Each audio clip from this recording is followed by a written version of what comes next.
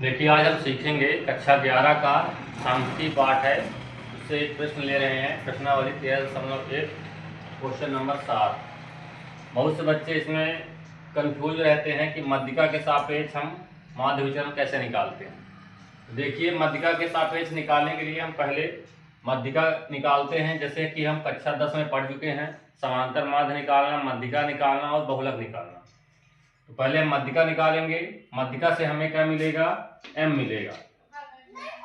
फिर इसके लिए हम माध्य विचलन का सूत्र लगाएंगे। माध्य विचलन का सूत्र आपको याद रखना है। माध्य विचलन का सूत्र होता है सिग्मा समेशन i बराबर 1 से n, यहाँ f होता है मॉड xi माइनस m और नीचे होता है कैपिटल M।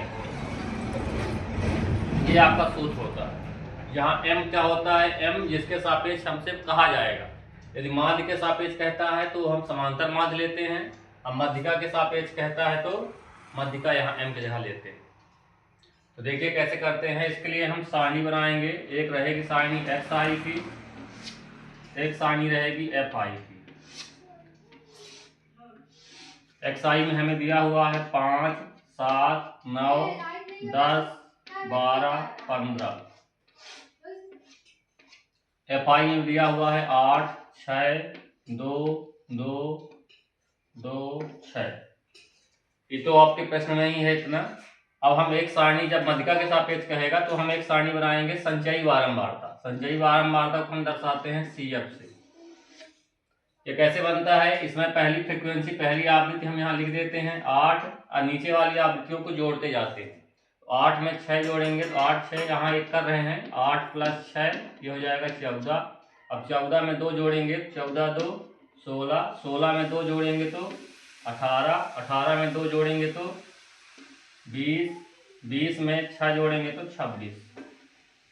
यहाँ पर क्या आएगा? 26। इसको हम कैपिटल N, इनका योग को हम क्या लिखेंगे? योग, कैपिटल N योग बताता है। ये क्या आएगा? पूरा 26। ये हमें मिल जाएगा पूरी संचयी बारंबारता का योग। अब यहाँ से हम 26 को आधा करेंगे तो n/2, ये हो जाएगा 26/2, ये आएगा 13।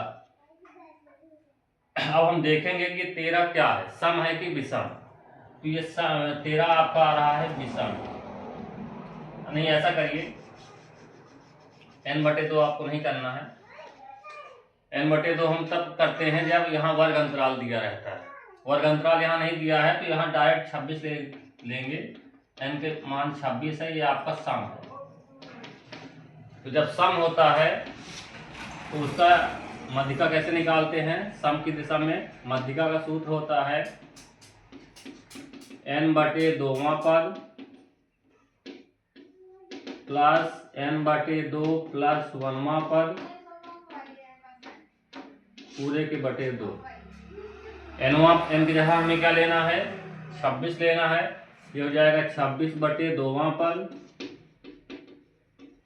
प्लस 26/2 प्लस 1वां पद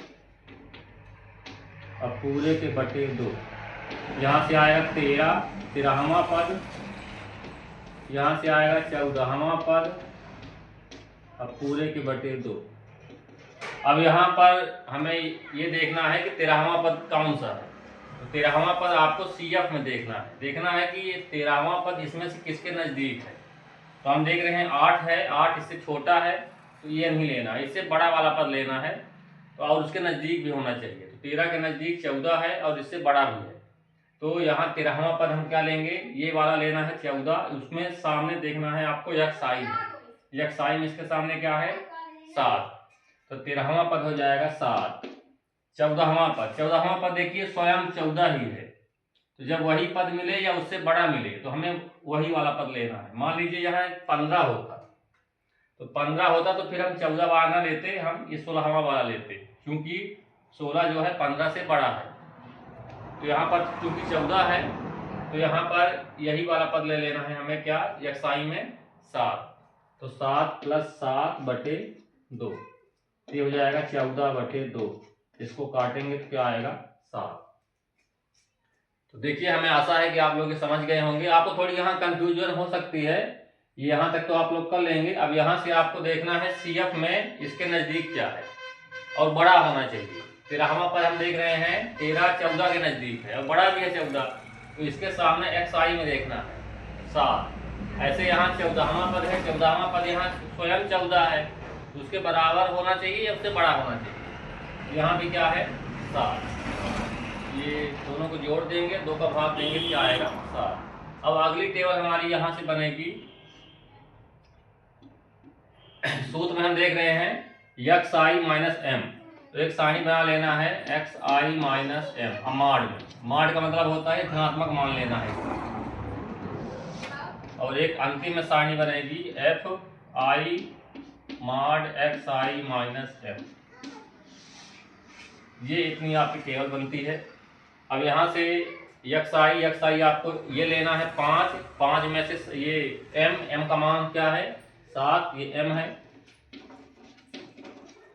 तो 5 में हम 7 घटाएंगे तो -2 आएगा, क्योंकि यहाँ माड लगा हुआ है तो यहाँ +2 आएगा। ऐसे यहाँ 7 में 7 घटाएंगे तो 0, 9 में 7 घटाएंगे 2, 10 में 7 घटाएंगे 3, 12 में 7 घटाएंगे 7 5 12 5, 15 में 7 घटाएंगे तो 7 8। अब FI माड XI माइनस M, इन दोनों का गुणा करते हैं। इन दोनों का गुणा करेंगे तो हो जाएगा 8 दूनी 16, 6 शून्य 0, 2 दूनी 4, 2 तिहाई 6, 5 दूनी 10, 6 8 48। अब यहाँ से इसका योग कर देना है, समेशन FI माड XI माइनस M। इन सबको जोड़ना है, 8 6 14, 14 4 18, 18 6, 18 6 24 के 4 हासिल 2, तो 2 4 2 6, 6 और 1 7 और 1 8। एक बार चेक कर लीजिएगा, 8 6 14, 14 4 18, 18 6 24 के 4 हासिल 2, 4 2 6, 1 7 और 1 8। और क्या चाहिए n आपका यही है 26। अब ये सब आपको इस सूत्र में रख देना। तो देखिए इसको हम इरेज कर देते हैं।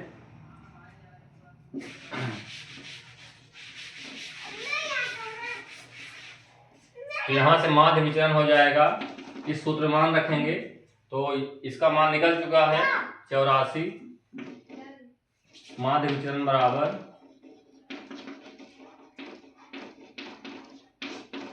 ये हो जाएगा 84। n का मान क्या है 26। इसको काट देना है, 2 से कट जाएगा 13, 2 चौको 8, 2 दूनी 4, 13 का भाग देंगे 42 में, 13 दूनी 26, 13 3 39, 12 में 9 हो जाएगा 3, ये कट जाएगा, यहाँ लगेगा 0.0, 13 दूनी 26, यहाँ से आएगा 4, फिर 0, 13 3 39। दशमलव के 2 अंकों तक करना है कम से कम। ये आपका आएगा 3.23। तो हमें आशा है कि आप लोग इसको समझ गए होंगे। आप इसके बाद जो क्वेश्चन है उनको आप लोग अपने से करिएगा, और कहीं समस्या आती है तो हमें बताइए।